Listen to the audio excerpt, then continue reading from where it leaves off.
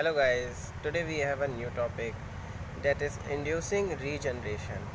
तो क्या इस टॉपिक के बारे में हम जानते हैं गाइस। इससे पहले मैं आपको बताना चाहता हूँ कि आप सब्सक्राइब नहीं कर रहे हैं तो प्लीज़ सब्सक्राइब करिएगा और हमारे वीडियो को लाइक करिए। तो इंड्यूसिंग रीजनरेशन, तो इस बारे में हम जानना चाहते हैं गाइस कि क्या अभी हमने सफलता पा ली है कि एक मेंढक के पैर को पूरी तरीके से हम पूरी मतलब शुरुआत से लेकर अंत तक कटने के बाद से उगा सकें। बिल्कुल साइंटिफिक बात लग रही है, ऐसा लगता है जैसे स्पाइडरमैन फिल्म के वो डॉक्टर वापस आ गए हैं, अमेजिंग स्पाइडरमैन फिल्म के। तो क्या उनका तो हाथ वापस आया था, तो क्या हम मेंढक के पैर को वापस लाने में पूरी तरीके से सफल हो गए हैं? तो इस बारे में हम जानते हैं। तो गाइस, सिल्क प्रोटीन जेल को 5 ड्रग कॉकटेल में मिला करके स्टंप के ऊपर रखे गए मेंढक को सफलतापूर्वक उसके पैर को वापस लाने का जो एक्सपेरिमेंट है वो साइंटिस्ट ने पूरा कर लिया है। तो हाँ गाइस, ये बिल्कुल सफलतापूर्वक हो चुका है और इस मेडिसिन को बनाने के कारण साइंटिस्ट कहीं ना कहीं इंड्यूसिंग रीजनरेशन में एक कदम आगे आ गए हैं। तो क्या पता कि इंसानों को भी आगे आने वाले समय में मिल सके इसका फ़ायदा। इस प्रोसेस को पूरा होने में 18 महीने का समय लगता है गाइस।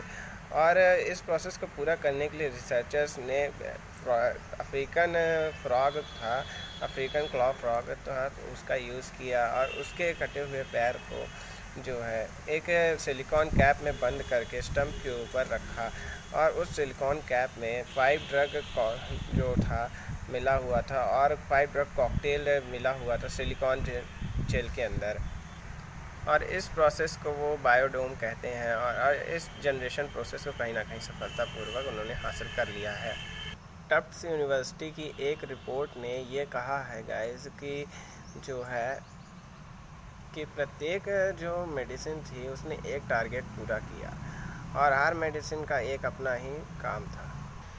कॉम्बिनेशन ऑफ बायोरिएक्टर ने एक ऐसा नेटवर्क बनाया जो स्टंप को बंद करने के लिए सिग्नल प्रोड्यूस करता है और सही टाइम पर बंद कर देता है, जो नेचुरल टेंडेंसी से ऊपर जा कर के रीजनरेशन प्रोसेस को इंड्यूस करता है और रीजनरेशन प्रोसेस स्टार्ट हो जाती है गाइस। रिसर्चर्स ने कई ट्रीटमेंट किए जिसमें मेंढकों के पैर को रीजनरेशन प्रोसेस को कहीं ना कहीं पूरी तरीके से जो सफलतापूर्वक हासिल किया और नेचुरल टेंडेंसी से ऊपर चले गए। नया पैर जो था उसमें एक नेचुरल जैसे बोन होती है लेग में, वैसे ही बोन जो है प्रोड्यूस हुई और एक नेचुरल स्ट्रक्चर की तरह एक और सिस्टम प्रोड्यूस हो गया जो पूरी तरीके से यूज़ होने लगा और कहीं ना कहीं पूरी तरीके से पैर बना लिया गया। लिम्स के अंत से जो थे पैर के वो उनसे उंगलियां भी उगने लग गईं और पूरी तरीके से पैर जो है यूजेबल हो गया। लेकिन ये लिम्स की जो उंगलियां थी वो कहीं ना कहीं मेन बोन से जुड़ी हुई नहीं थी। अब मेंढक इसका यूज़ कर सकता है, एक नेचुरल ही ग्रोथ पैर की तरह वो यूज़ कर पाता है इनका और कहीं ना कहीं एक नॉर्मल मेंढक की तरह हो गया। तो गाइस, हमें पता चला कि कहीं ना कहीं साइंटिस्ट ने इस टारगेट को अचीव कर लिया है और रीजनरेशन प्रोसेस की ओर हम बढ़ गए हैं। आने वाले समय में इसके बारे में काफ़ी कुछ जानने को मिल सकता है।